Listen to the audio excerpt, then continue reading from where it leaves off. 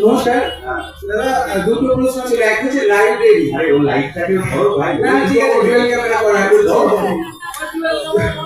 আরে তা বলে লাইব্রেরির অবস্থা যেখানেই যাবো, এখানে খরচ না, সব জায়গাতে হয় বন্ধ হয়ে গেছে। আর নয়তো কিছুদিন বাদে হয়তো ভূতের ভবিষ্যতে শুটিং হবে, সেখানে এরকম কন্ডিশন। এটা সত্যি তৈরি হওয়াটা দরকার।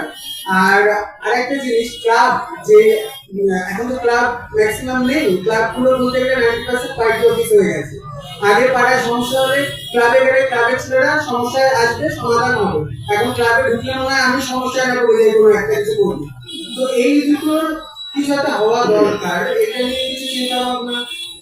প্রথম কথা হচ্ছে যে লাইব্রেরি, এই গোটা কলেজ বিশ্ববিদ্যালয়ে যারা লাইব্রেরি সায়েন্স নিয়ে পড়াশোনা করেছেন তারা জানেন যে কি ভয়ঙ্কর অবস্থা library science subject. Library science সাবজেক্টটার কি ভয়ঙ্কর অবস্থা সেটা সবাই জানেন।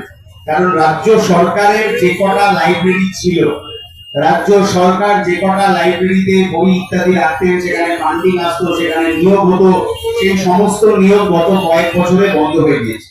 বামফ্রন্ট সরকার তৈরি হলে প্রতিটা লাইব্রেরির আবার পুনরুজ্জীবন হবে, সেই লাইব্রেরিতে লাইব্রেরিয়ান নিয়োগ হবে, পার্মানেন্ট স্টাফ, এবং সেইখানে লাইব্রেরি থেকে আসলে যে সুযোগ সুবিধা পেতে হয় আর গরিব মধ্যবিত্ত মানুষ, নিম্নবিত্ত মানুষ, সাধারণ মানুষের পক্ষে সবসময় এরকম হাজার হাজার টাকা দিয়ে বই কেনা সম্ভব হয় না।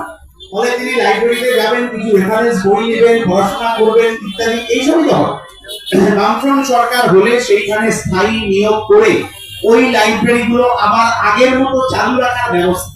এই যে আমরা বলি যে সংস্কৃতি, এখানকার সংস্কৃতি পুরো ঘেটে ঘুটে নষ্ট হয়ে গেছে, তাহলে সংস্কৃতিকে বাঁচানোর ক্ষেত্রে যেমন নাটক, গান ইত্যাদির গুরুত্ব আছে, তেমনি এই পাড়ায় পাড়ায় গড়ে ওঠা লাইব্রেরি গুলোর গুরুত্ব আছে।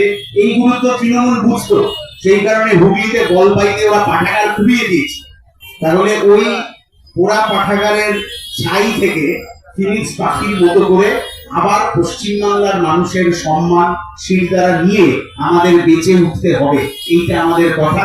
এবং শুধু এই যে পরিবেশ নষ্ট বললাম, তার মধ্যে তো ক্লাবও আছে। প্রথম শুরু হয়েছিল যে আপনি যদি অমুক পার্টিকে সাপোর্ট করেন তাহলে আপনি ক্লাবে ঢুকতে পারবেন না।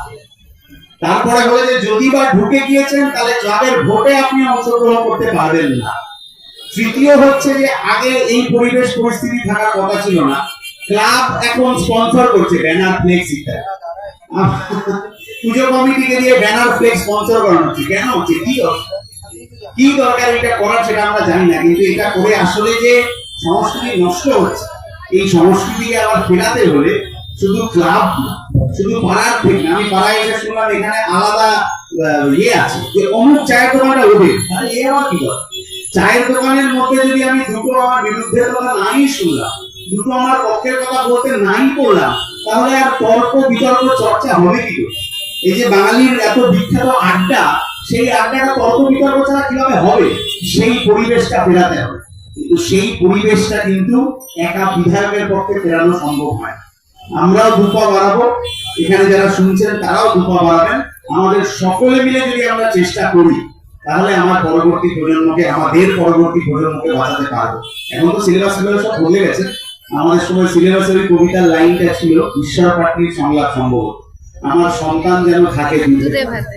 তাহলে আমাদের সকলের সন্তান যাতে দুধে ভাতে থাকে, তার জন্য এইটুকু কষ্ট করে দেওয়া যায়, সেই কষ্টের কাজটাই আমরা করছি।